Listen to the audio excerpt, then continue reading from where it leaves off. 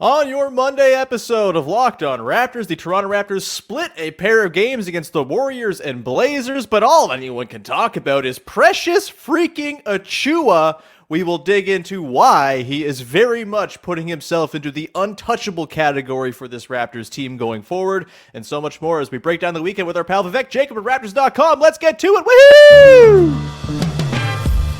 You are Locked On Raptors, your daily Toronto Raptors podcast, part of the Locked On Podcast Network, your team every day. Hey, what's going on? Welcome to episode number 1330 of Locked On Raptors for Monday, January the 30th. I'm your host, Sean Woodley. I've been covering the Toronto Raptors now for 9 seasons on various platforms. You can find all of my work over on Twitter at WoodleySean. You can follow, subscribe to, rate, and review the podcast for free each and every day over on the various podcast apps. And we are, of course, on YouTube. Please go hit the big red subscribe button over there. Support the show. It's a free podcast. We don't ask for much. Please be a cordial member of the Locked On Raptors family and hit the old subscribe button to help us out and make us more visible to the rest of the people on YouTube. Shall we? All right. On today's show, we're going to dig into the weekend split against the Warriors and the Blazers. Lots to dig into. Precious Achiuwa, top of mind. Fred VanVleet. We got Shams reports on Nick Nurse and Anunoby.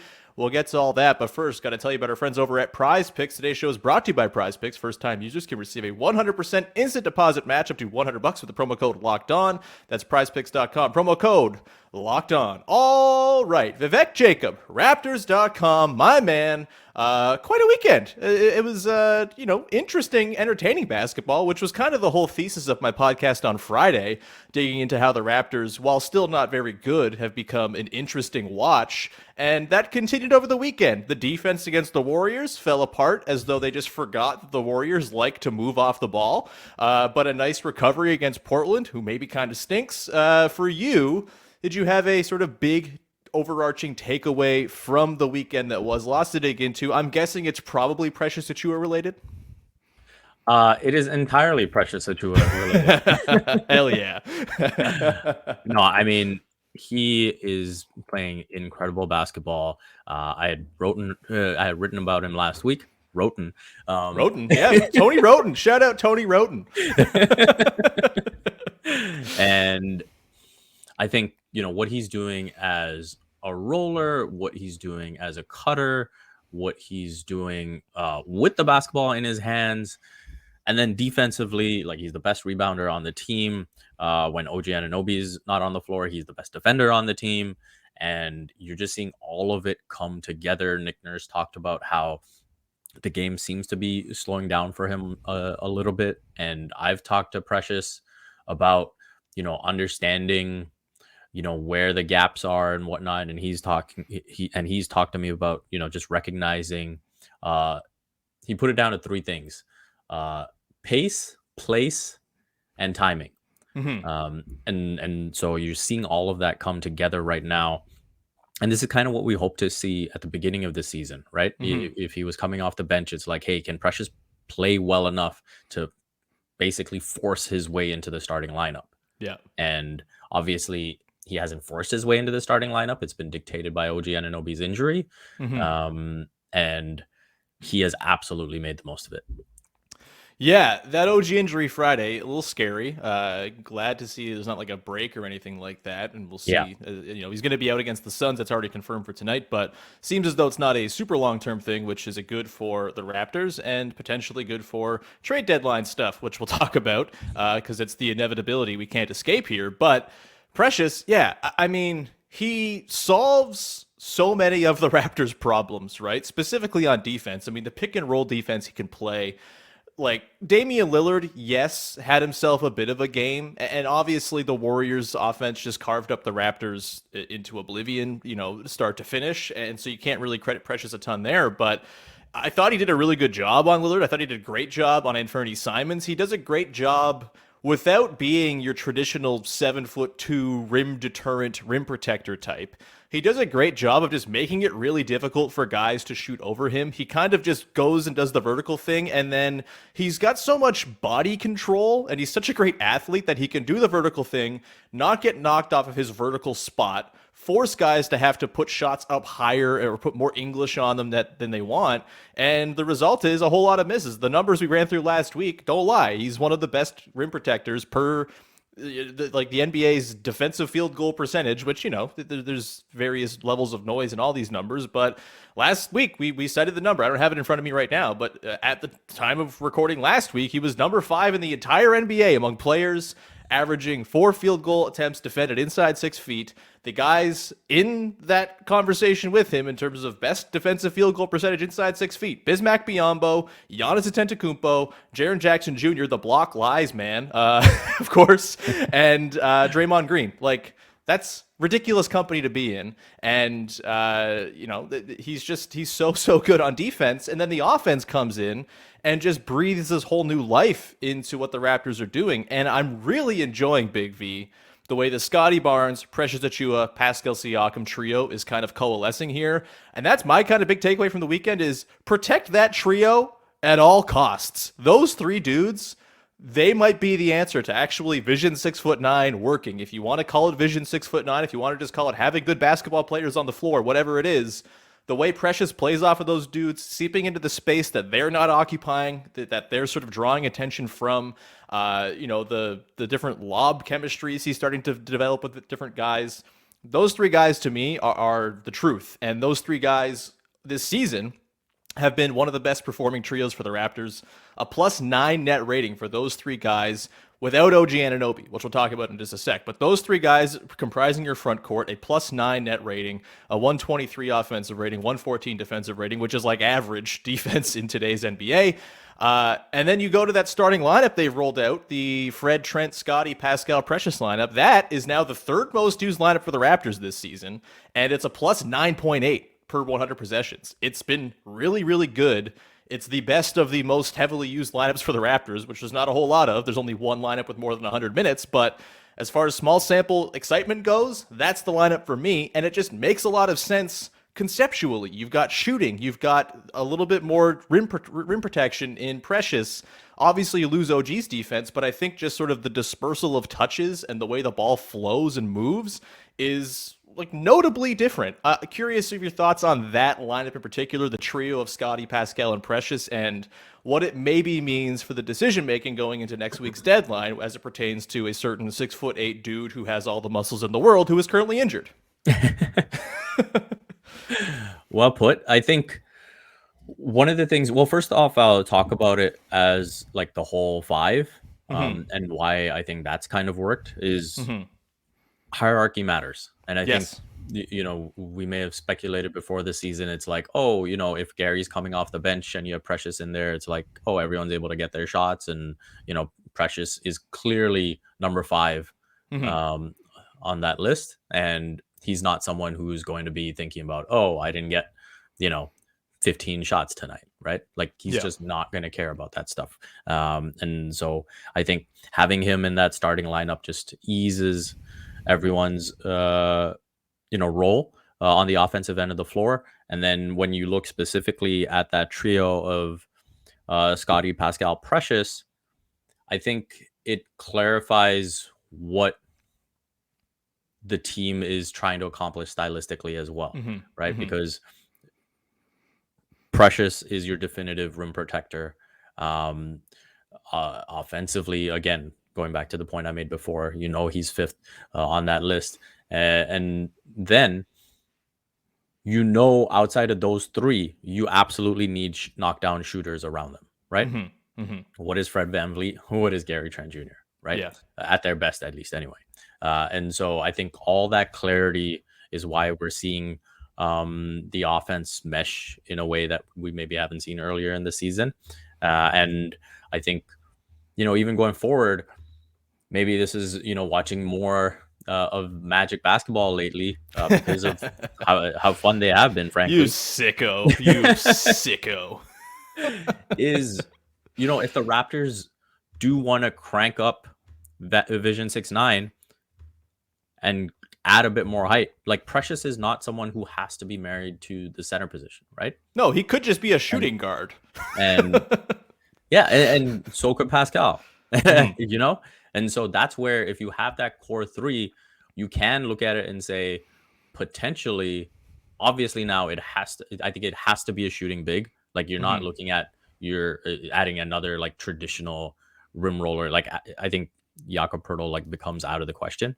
I think Yak's been out of the question for some time at this point. Yeah, but I mean that sort of type that and so you lean way more into a potential Miles Turner deal.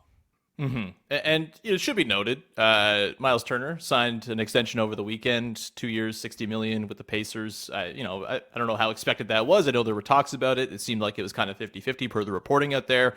It, in theory, stands to make him, I guess, a more valuable trade piece for the Pacers going forward as well. But maybe that dream is dead. Maybe they just realized Miles Turner is really good and he fits on this team with Tyrese Halliburton, and we go forward with that. But yeah, it could be one of those sign him to trade him eventually type of moves. We'll see. It also should be said, the reason to feel optimistic about what the team looks like without OG Anunoby is not like a slight against OG or anything either, right? No. Like, he's a very good player, but, it's just a matter of sort of dispersal of talent, and it's not the idea that the Raptors are better without OG. It's the sort of thinking, what could the Raptors be if they turned OG into more stuff for the roster, right? And I think that's what the question comes down to. It's not, this guy's not talented. It's how does the mix work? And the mix so far has not worked. And so maybe you got to change up the mix, even if it means shipping out some talent in exchange for a more balanced roster, whatever it might be. We're going to talk more OG at the end of the show when we get to the good, the bad, and the as we dive into Shams' ridden post on The Athletic today. Before we do that, we should dive on in to a little word from our dear friends over at Prize Picks, who are making daily fantasy sports fun, easy, accessible, a great time, really. I'm not someone who plays season-long fantasy sports, not really my bag. I don't like the constant maintenance of my team, yada, yada, yada. Oh, they got to set my lineup. Oh, there's an injury. Oh, there's a morning game I forgot about. No longer you got to worry about that. Prize Picks is here to make daily fantasy sports the way to play fantasy. All you got to do is pick 2 to 6 players on any entry and predict whether they're going to go more or less than their Prize Picks projection. There's no other team you're up against. It's just you against the projections the way it's supposed to be. And if you win, you can win up to 25 times your money on any entry. That is a ton of fun. Also fun, they have every sport under the sun. I'm not kidding you. There's a whole list of sports here. It's 3 lines long of different sports leagues you can go. And there's even more than just the cricket and Eurobasket and disc golf and women's college basketball and PGA and everything else that's already listed here. Entries can be made in 60 seconds or less. It's that easy. They have safe and fast withdrawals, currently operational in over 30 states and in Canada in every province except for Ontario, as it stands right now. Download the Prize Picks app or go to prizepicks.com to sign up to play daily fantasy sports. First-time users can receive a 100% instant deposit match up to $100 with the promo code LOCKEDON. So if you put in $100, just $100 is going to appear for you in your account. That is pretty awesome. Don't forget to enter the promo code LOCKEDON for sign up for an instant deposit match up to $100 with Prize Picks. All right, we continue on here with Vivek Jacob of Raptors.com, and your first listen of the day, digging into a wild weekend. Loss to the Warriors, win over the Blazers. We'll pick up the OG conversation a little later on.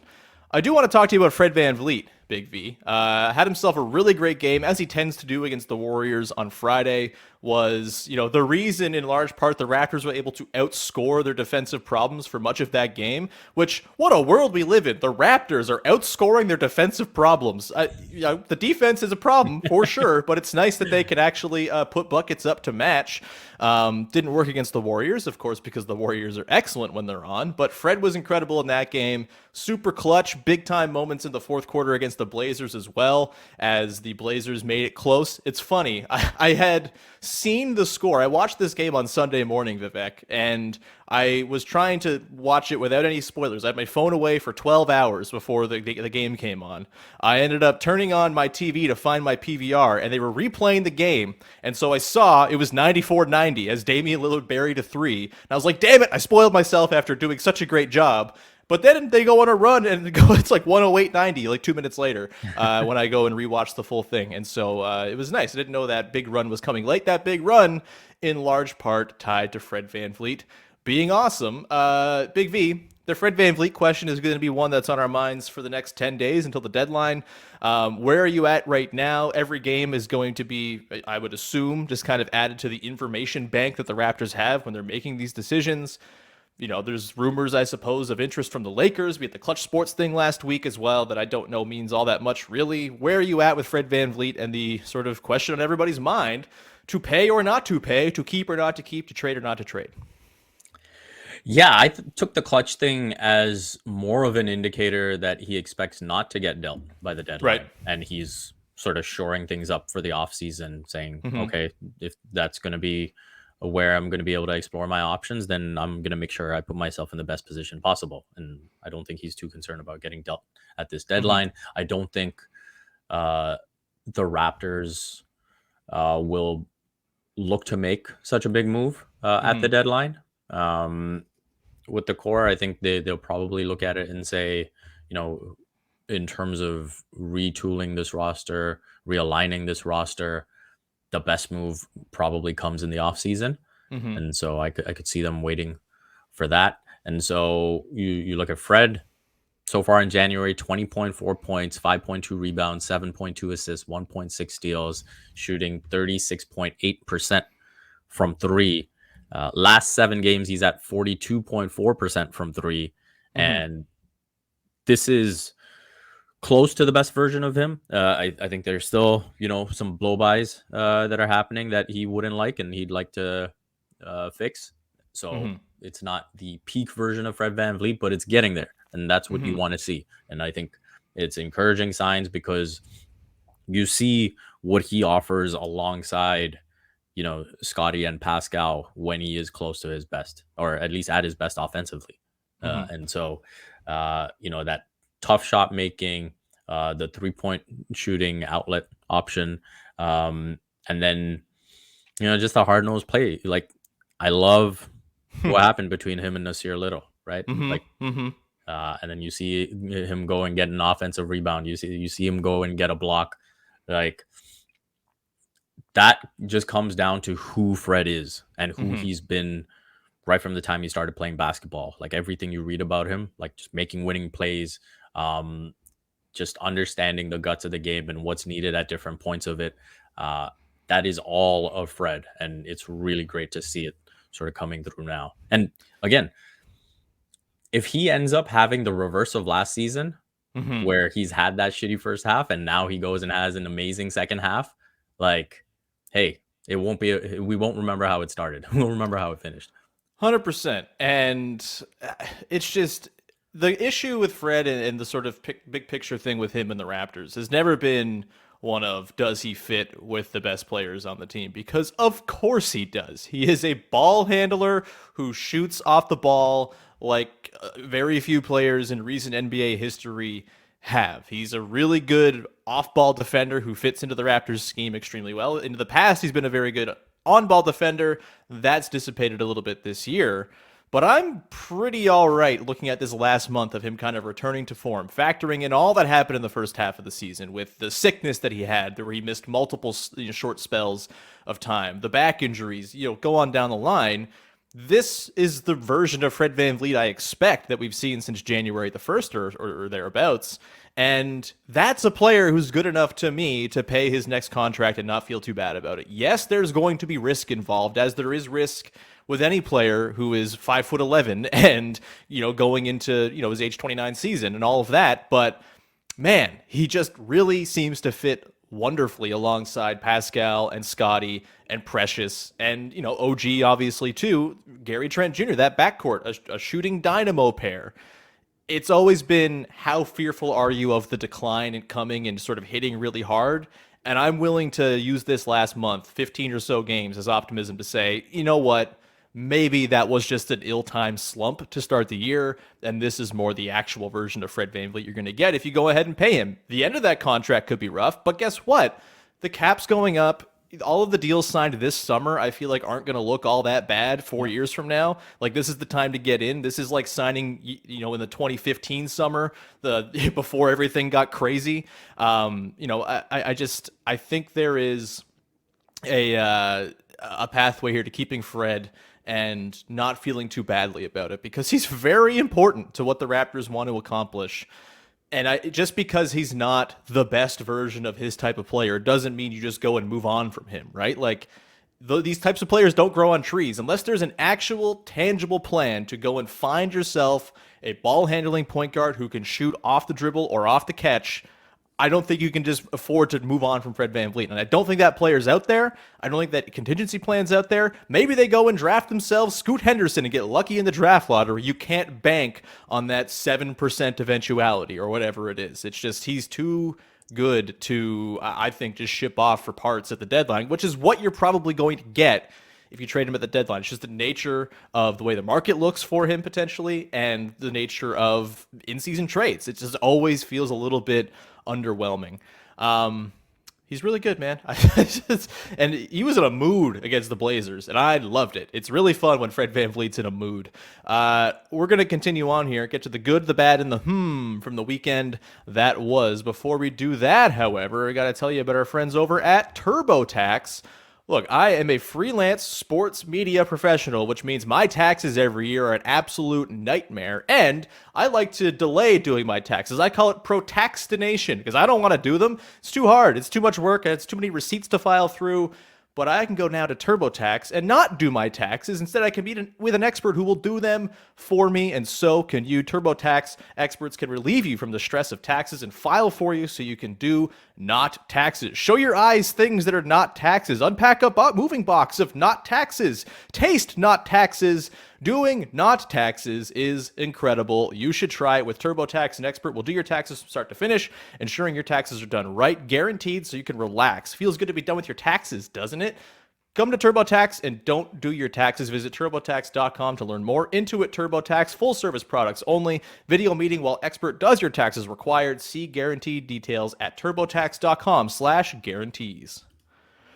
All right, we continue on here with the good, the bad, and the way we round out every game recap episode. A couple of games to recap here over the weekend. We'll go through a thing we liked, a thing we didn't like, and a thing that's got us a little interested going forward as a potentially burgeoning trend or topic. Let's start with the good, shall we? Big V, I will toss it to you because I'm a gracious host. What is your good? I mean, we've talked about Precious, but I'll stick with Fred, man. Like, yeah, he's taken a lot of criticism. A good chunk of it has been fair. He's underperformed expectations, and if he can just continue to play at this level, if the defense can continue to pick up, then things again just start to align, right? Like the future crystallizes, and you look at how to build this roster going forward. All of that, evaluating it at its best, maybe you look at it and say, okay, Fred is not a guy who should be playing, averaging 36 plus minutes a night, right? And so how do you alleviate some of that? But at the end of the day, when you look at Fred VanVleet, what he gives you at his best is extremely valuable, and you just have to evaluate what's the best means to get that out of him over longer stretches. Spoiling my bad a little bit, but boy oh boy, they found bench minutes and like deep rotation guys, and still are relying on 40 minutes from Fred. He's important, as it turns out. Nick Nurse seems to agree. My good, I have a two-pronged good. One is just a quick throwaway. The other is Scottie Barnes related, because boy oh boy, Scottie Barnes, something's happening with him over the last month as well. He's been excellent. But my throwaway one quickly is Christian Koloko, the bench celebration god all of a sudden, having himself a great time yesterday in that first half as the Raptors were pouring in a bazillion buckets against the Blazers, I guess Saturday night, not yesterday, but the reactions from Koloko, the way he's protecting everyone from stepping on the floor and getting techs, that's responsible bench celebration. Happy to see Christian Koloko, despite his G League assignment being very much a part of the fabric on the sidelines. My actual good, Scottie Barnes is ridiculous. He is really, I think, kind of he's figured out the speed of the game and figured out the speed at which he can operate to kind of wreak havoc on opposing defenses, and the Raptors are just good when he's on the floor and very bad when he's off the floor of late. Over the last month, the Raptors are 22.5 points per 100 possessions better with Scottie Barnes on the floor than off. They are a plus 9.7 net rating team with him on, a minus 12.8 when he's off. He's just been everywhere, man. The playmaking's awesome. He's just walking into 7-8 assists every game, it seems, on a nightly basis. He's figured out the scoring around the rim once again in that floater range. He's the best. Scottie Barnes, really good. Scotty and Precious as a duo. Should be very, very excited. Raptors fans should be about that duo going forward. Let's go to the bad, shall we? I kind of spoiled my bad. It's the fact that they got lots of bench minutes played from guys this weekend, and yet still we're leaning on their starters for nearly 40 minutes. Obviously, the OG injury shortened things on Friday in the rotation and, left them without a guy on Saturday. But, Malachi Flynn just offering nothing in his 10 minutes.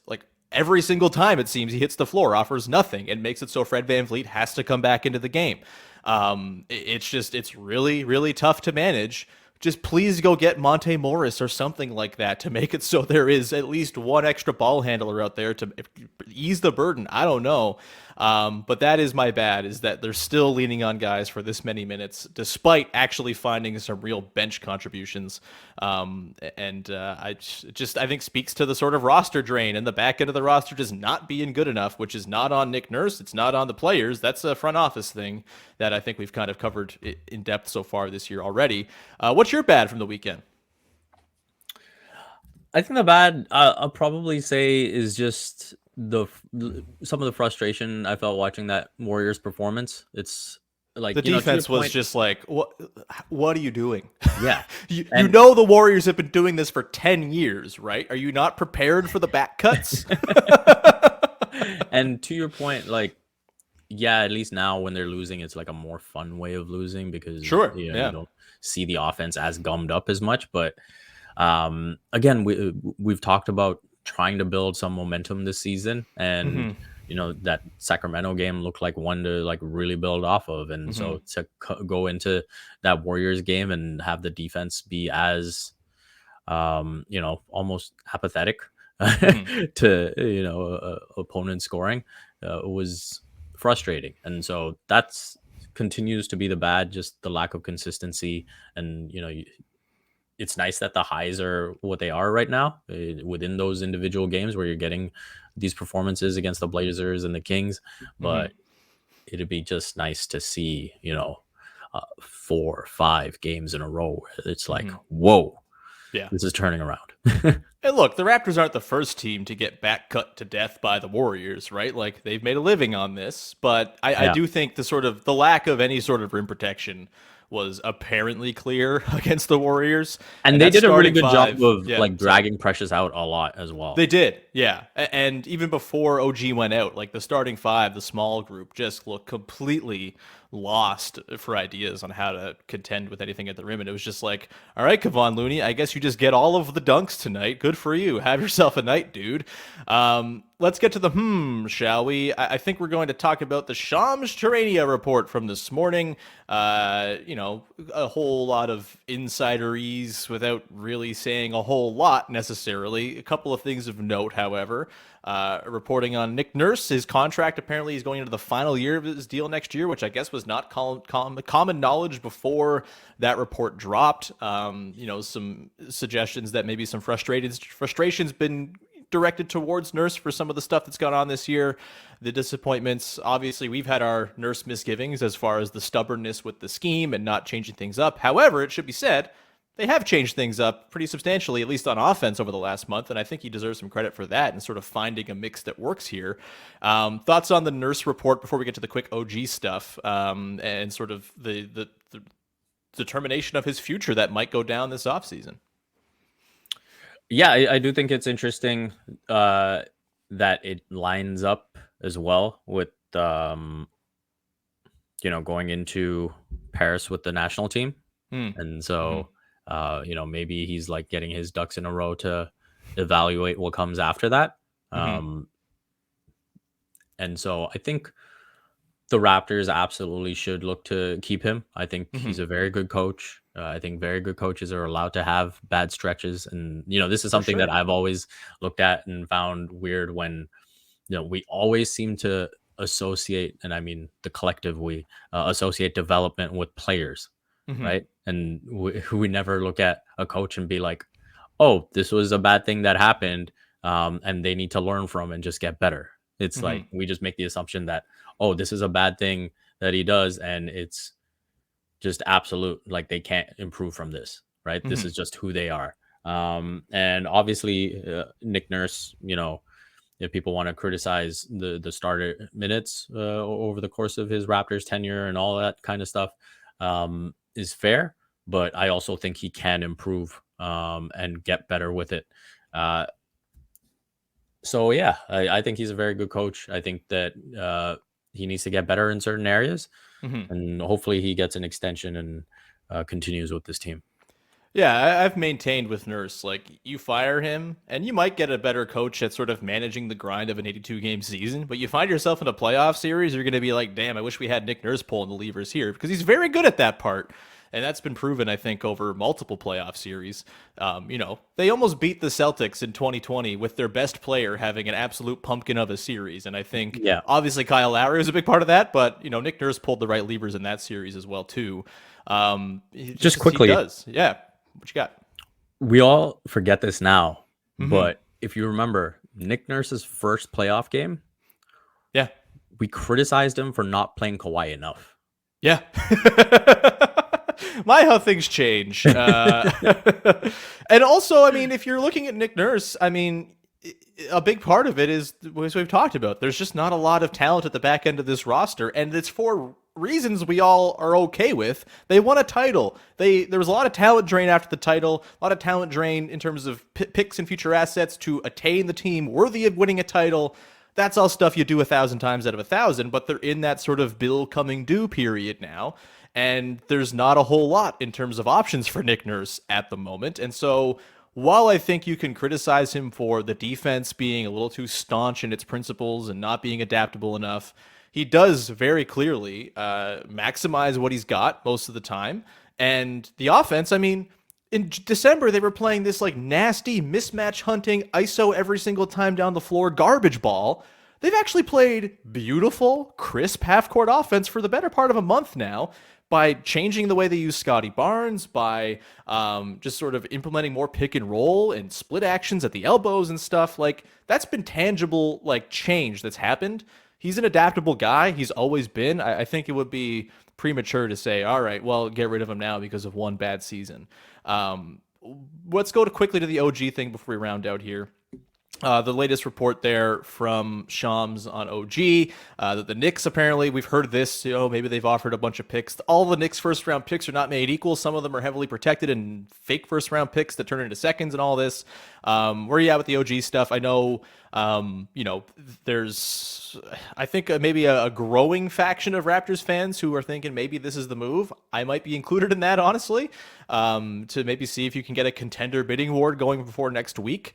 Where are you at with the OG thing, and what does the idea of just a few picks from the Knicks do for you?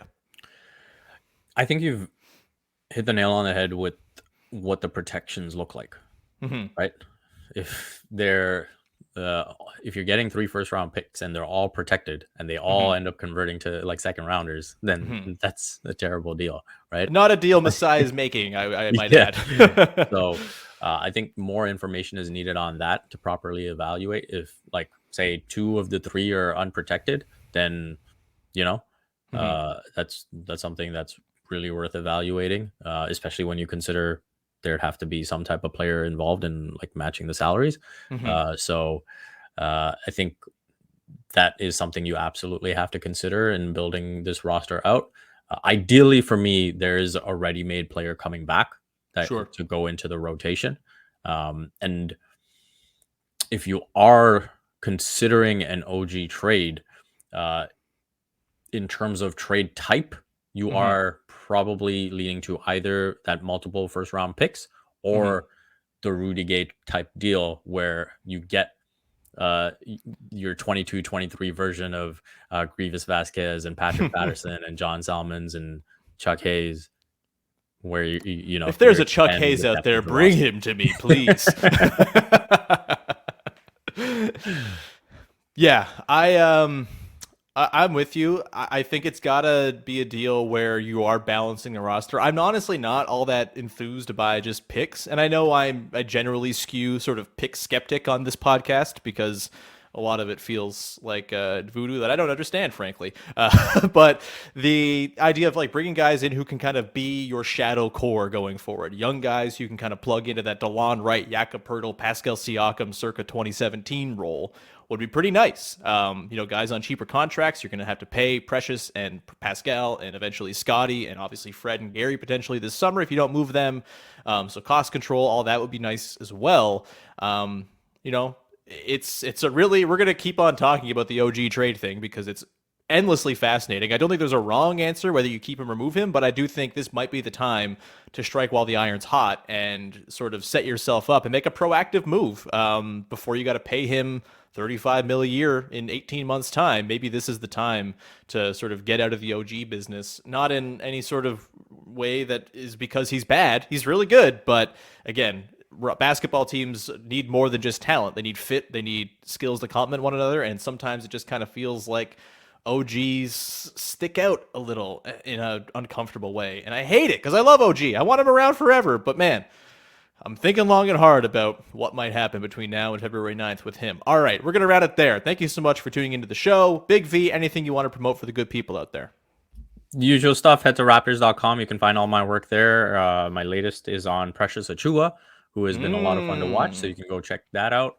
And besides that, you can follow all my work on Twitter at Vivek Jacob. Excellent. Also, just a reminder, next Tuesday, February the 7th at the Rivoli in Toronto, Queen Street West. I will be there. Katie Hinda will be there. It's going to be a big, fun Raptors Republic podcast extravaganza before the deadline on Thursday. It's going to be extremely fun. So get your tickets, raptorsrepublic.com, all that good stuff. In the meantime, go support the show, follow, subscribe to, rate, review, all that stuff we ask you to do to support the show, both on the audio apps and on YouTube. And go make your second listen of the day, Locked On Leafs, as the Buds are without Austin Matthews for a little while here, yet still are very good and keep on doing the thing. So go listen to Mike and Dave over on Locked On Leafs as they break it down as the deadline draws near in the NHL as well. With that, we'll round it there. We'll talk to you tomorrow to break down Raptors Suns. Bye-bye.